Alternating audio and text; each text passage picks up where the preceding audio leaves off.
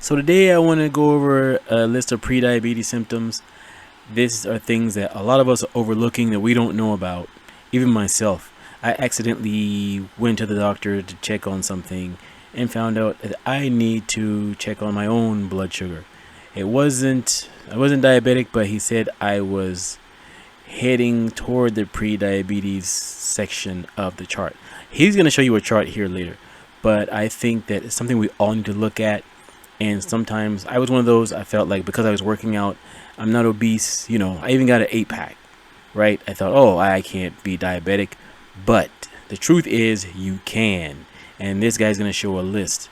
It doesn't matter how much you work out. There's people in the gym who are type 2 that are taking insulin shots. We all have to watch what we eat. I guess when you're younger, it's easier. When you're a teenager or you're maybe 18, 19, 20, even now, a lot of them are diabetic. But people tend to think that because they're more active that they can't be. And the truth is you can, because you're eating too many carbs and sugars, or carbs and the carbs turn into sugar. All right, without further ado, let's see, here's the list right here. This video, the top 10 signs and symptoms of prediabetes, may be the most important video you will ever watch, because prediabetes is the single greatest hidden health threat in the world today. Prediabetes, also known as insulin resistance, affects about 88 million people in the US today. And even though the US is sort of the worst in the world so far, the rest of the world is catching up rather quickly. And the thing we have to understand about insulin resistance is that it's not a condition that you either have it or you don't. It's a gradient. It's a question of where are you on the scale. And the scale we're going to use here is hemoglobin A1C. At 6. So what is that? It's a really good measure of your average glucose, because when you have blood sugar, which I'm going to pause right there. Speaking of that, remember, there's a separate test for glucose and fructose. So even if your glucose shows you looking normal, remember, there's a fructose test. And you could be high on the fructose end. You could be high on both, or high on one and low on the other. So don't take comfort in the fact that your glucose test is low. Okay? I just learned from another video. I'm not a doctor, I haven't confirmed. But there was another video. I actually did not a review. I actually just watched it. But the doctor said that there's a glucose test and a test for fructose. So this is just glucose. But anyway, let me let this guy carry on for now. Everyone does. Some of that sugar gets stuck to the red blood cells. And the red blood cells live for about 3 to 4 months. And therefore, if we measure how much sugar gets stuck, it's a really good indicator of your blood sugar over a 3 to 4 month period. And normal A1C is going to be somewhere around 5. So on the official criteria, anything less than 5.7 is normal. Then if you're over 5.7 but below 6.5, then you're considered pre-diabetic. And anybody over 6.5 is a type 2 diabetic. And in the US today, as I said, we have 88 million people in the pre-diabetic range. We have 35 million people with full-blown type 2 diabetes. But here's why they call it pre-diabetes, because around 75% of the pre-diabetics will get type 2 diabetes statistically. Not everybody, that's scary, but most people will get it, and they typically will develop this somewhere around a 5-year period. So that means the diabetic epidemic that we've seen is just the tip of the iceberg. On a positive note, you notice he said it occurs over a 5-year period. So let's say you do take this test and the doctor finds out you're, a little high. You have time to reverse this. I think he's going to mention that. A lot of videos mention that. You have time to reverse it. So it's something that creeps up on you. I did a video earlier about the things that kind of cause a bad liver and how they creep up on you over 10 years. Again, the positive side is once you find out, knowledge is power. You have the knowledge to reverse it and change course. Iceberg, because 75% of these 88 million people, that's 66 million more. So in just a matter of time, we'll probably have 100 million type 2 diabetics. But if we don't just wait until we are pre-diabetic, if we understand that there's a problem a little bit sooner than that, and we understand that an optimal A1C is up I to wish about my mouth would stop involuntarily 5.3, moving. then we realize that there's probably somewhere around 75 million people, and this is my guesstimate. There are no real numbers that I've been able to find, but just based on what I've seen, based on a lot of blood tests, we probably have about 75 million optimal people who have a normal and a good glucose tolerance, a glucose handling. So that means that there's people, a lot of people between 5.3 and 5.7, and that would make up about 150 million people who are slipping. And they're part of this massive momentum of eating the standard American diet, of eating processed foods, lots of sugar, lots of white flour. And for me, that I have a means weakness that they are for Domino's also brownies. moving, they're slipping. So unless they change, then these people are just younger and they haven't abused their bodies long enough. And if only about 75 million people are normal or optimal, that means almost 300 million people in the US have some degree of a glucose handling problem. And that means almost everyone that you know is affected by this. That's why it's so important to understand these things. The most common way they diagnose prediabetes is when blood sugar is higher than normal, but not as high as a diabetic. And that means that they measure and the glucose is between 100 and 125 milligrams per deciliter. And if we measure the A1C we just talked about, it's between 5.7 and 6.5. Even though they estimate 88 million people have this, they fall in this range, 90% of them don't know it. And why is it that they don't know it? It's because we focus on blood sugar. We measure blood sugar, but blood sugar is something the body works very, very hard at keeping in a very narrow range because it's super important for energy, for focus, for the brain to keep it at a constant level. So we have multiple systems in the body that's going to raise it when it's low and lower it when it's high. So if we measure something that is tightly controlled, we're only going to see changes when the system has gone so far it completely failed. And that's why when we measure blood sugar, we'll see it be the same year after year after year. No, you're normal. No, you're normal. Come back next year. No, you don't have it yet. Come back next year. So 10 years, 15 years into it, we basically won't see much difference. But the way the body keeps... Meanwhile, all that time, that's when you're eating your cookies and your rolls and your pizza and your brownies for me and the ice cream and all of these things high in sugar and carbs over those long periods of years. So we're slowly poisoning ourselves. Even if you don't know what you are, at least with this video, you can start changing your diet. Drinking more water. Even what I do, I try to cut out a lot of carbs just to normalize things. Even though I was at around 5 something toward the 6 in, but again I cut out a lot of carbs and ate more vegetables. That old vegetables and water diet. I mean, and meat too, right? I had chicken, not really meat, but yeah, chicken, fish, those type of things. Anyway, carry on, sir. It down is with insulin. So if we measured insulin, we would see how hard is the body working at keeping it down. That's a true measure of insulin resistance.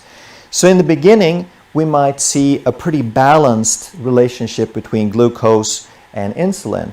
But a few years later, we might see 2 to 3 times as much insulin, but the same glucose. The body is working twice as hard keeping it down, so if we only measure glucose, we miss it. 9 years later, 12 years later, 15 years later, and I'm not exaggerating these numbers, that a normal level of insulin is about 3 to 4, maybe 5, but by the time we get to diabetic, we're at 25. And glucose changes very, very, very slowly. Like I said, only when the system fails are we going to see a change. Whereas if we watch the insulin instead, we will see almost a linear Imagine change. we So take will all these know years where we poisoning are ourselves on slowly. that scale. And if we look at the official criteria for insulin, we see that it's a very wide range. It's almost a tenfold difference. Normal is considered 2.6 all the way up to 25, whereas glucose has a very, very tight range. And if we measured it, then we would tell much, much earlier where we are. So sign number 2 of insulin resistance, which really should be number 1, but it's very rare that they measure it, is elevated fasting insulin. Sign and symptom number 3 is fatigue. And this is, especially if you have fatigue after a meal, that's... I'm going to pause for a second. With some of these signs, I think it's a cumulative effect. Like if you have all of them or most of them, because sometimes we look at things on the internet and we're paranoid, like, oh, I'm gonna die. But it's good to go to your doctor. Okay, just don't watch a video. I actually went to my doctor and to find out my information. But go to your doctor, get a professional opinion. Don't just look on the internet and think you're going to go into cardiac arrest or need some type of transplant. But like, this information is good. It's good knowledge to have, so you can be well educated when the doctor communicates with you. Carry on. The sign of insulin resistance. So when you eat food, then the purpose of that food is to be turned into energy. And this shouldn't take a whole lot of effort for the body. It does require resources. I mean, after a big meal, you often feel kind of relaxed and a little tired.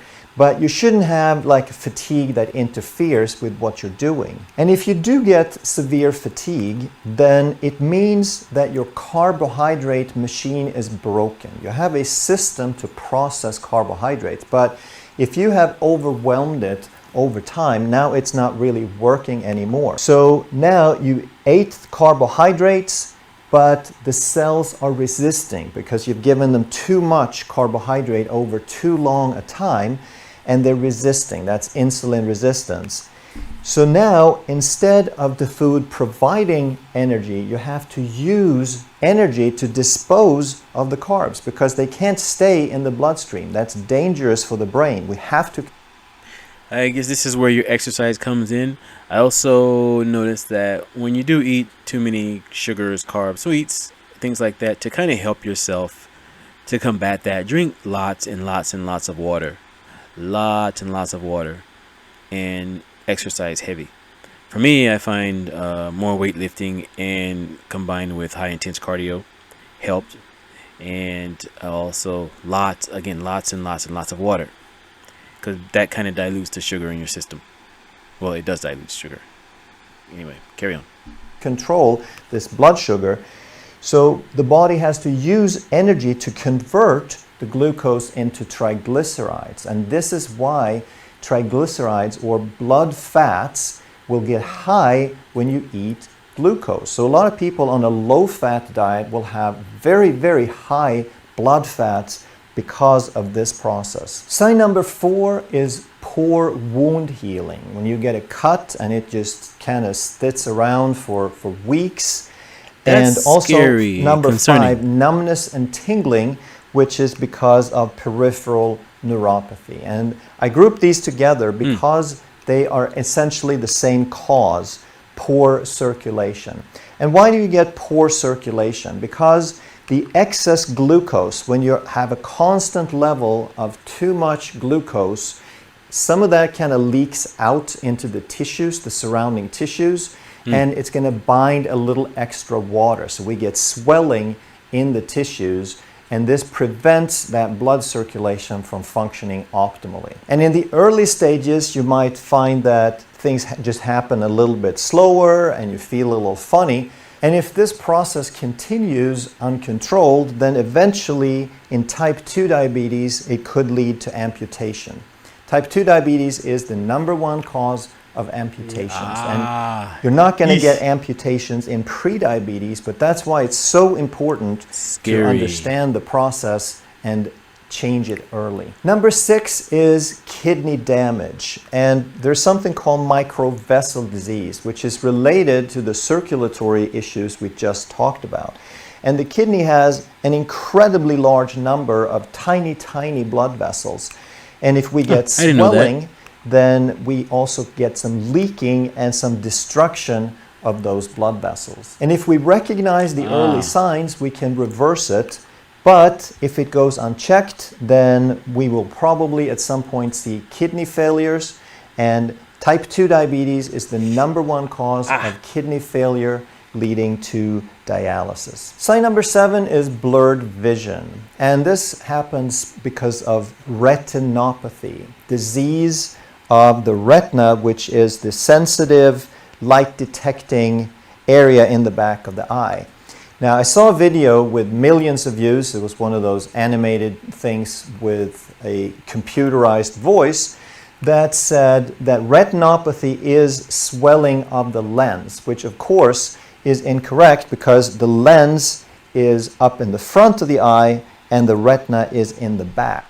Now imagine though, it's not funny, but it's kind of funny. Well, it's not funny, but anyway, if you're a kid and you're looking up symptoms and you're just like, you're thinking, oh, I'm going to go blind, I have diabetes.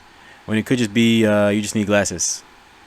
Just thought that was, it's kind of funny if you're one of these people. I guess all of us have read the internet and gone paranoid, like I mentioned earlier.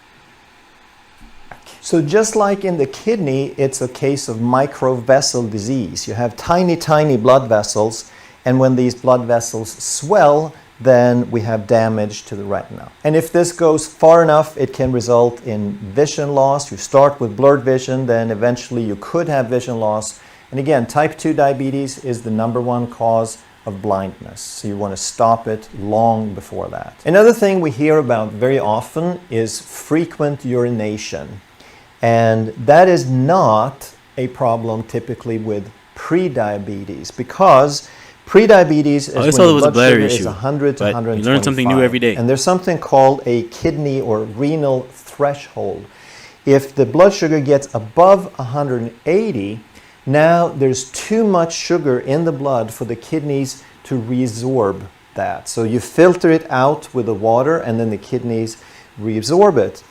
But it has to get pretty high. The diabetes has to be completely out of control before we start spilling sugar in the urine and losing water and getting very thirsty. So that's a sign of a full-blown, really poorly controlled type 2 diabetes. Another thing we often see claimed related to prediabetes is digestive issues. And while you can have that, it's not a causal factor, it's an association.